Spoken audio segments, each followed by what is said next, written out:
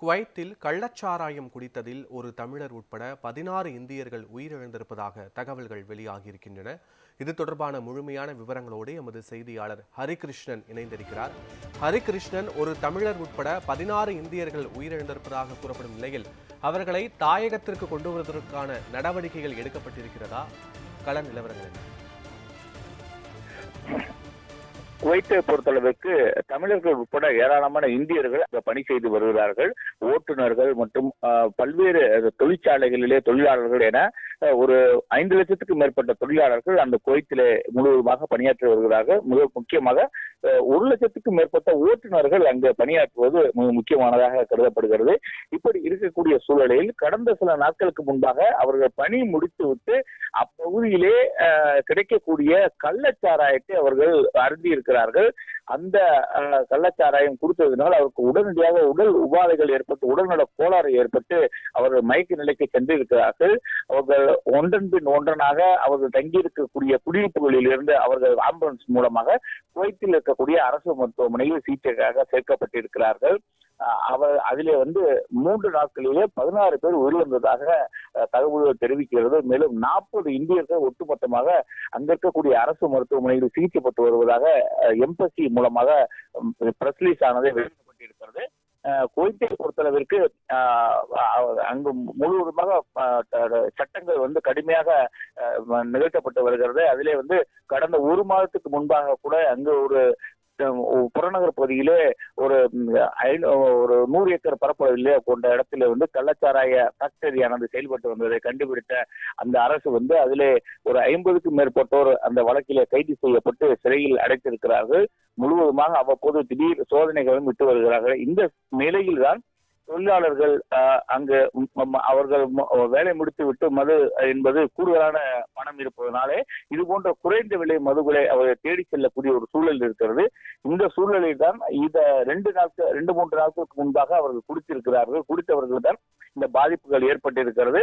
குவைத்தின் அகமதி கவர்னேட்டின் வசித்து வரக்கூடிய பல்வேறு இந்திய தொழிலாளர்கள் தான் இந்த சில நாட்களுக்கு முன்பாக இந்த கள்ளச்சாராயத்தை கொடுத்திருக்கிறார்கள்.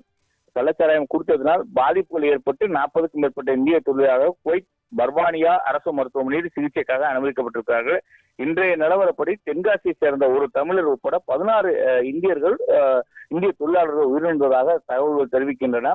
கடந்த சில நாட்களாக சிகிச்சையில் உள்ள தொழிலாளர்களுக்கு கண் பார்வை இழப்பு, சிறுநீரக செயலிழப்பு போன்றவற்றினால் உடனடியாக உயிரிழப்புகள் ஏற்படுகிறதாக தெரிவிக்கப்பட்டிருக்கிறது.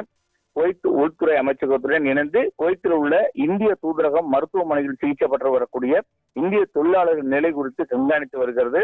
மேலும் பாதிக்கப்பட்ட இந்தியர்கள் நிலை குறித்து அறிவதற்கு இந்திய தூதரகத்தின் சார்பிலே 96 56 55 01 587 என்கிற எண்ணில் தொடர்பு கொள்ளலாம் என அந்த செய்தி அறிக்கையில் தெரிவிக்கப்பட்டிருக்கிறது.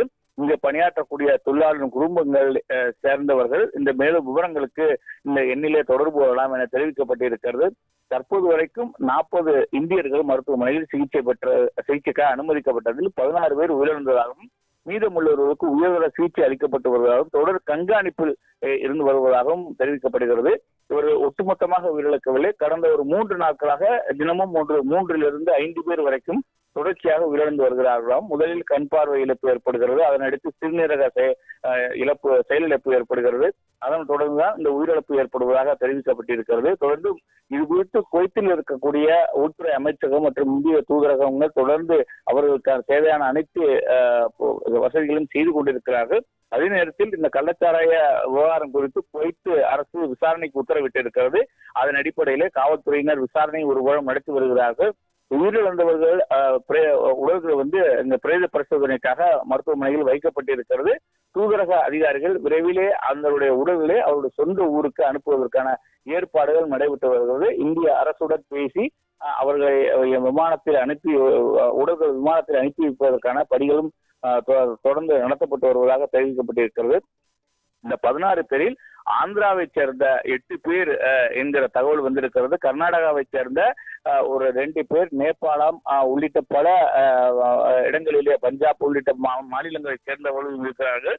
அதிகபட்சமாக கர்நாடகத்தை சேர்ந்த ஒரு 8 பேர் உயிரிழந்திருக்கிறார்கள். தமிழகத்தைச் சேர்ந்தவர் ஒருவர் என இந்த தகவலை தெரிவிக்கப்பட்டிருக்கிறது. தொடர்ந்து இந்த விவகாரம் குறித்து தூதரக அதிகாரிகள் கண்காணித்து வருகிறார்கள். சிறப்பு அதிகாரிகள் நியமிக்கப்பட்டு அவர்கள் மருத்துவமனையிலேயே இங்கே அவர்கள் நேரடியாக அங்கு சென்று அங்கு இருக்கக்கூடிய நிலைமைகளே உடனுக்குடன் இந்திய அரசுக்கு தெரிவிப்பதாகவும் அங்கு சிகிச்சை பெற்று வருவதற்கு தேவையான உதவிகளை செய்து வருவதாகவும் தற்போது செய்தி அறிக்கையில் தெரிவித்திருக்கிறார்கள். இதுதான் தற்போதைய நிலவரமாக இருக்கிறது. பத்மநாபன், முழுமையான விவரங்களுக்கு நன்றி ஹரிகிருஷ்ணன்.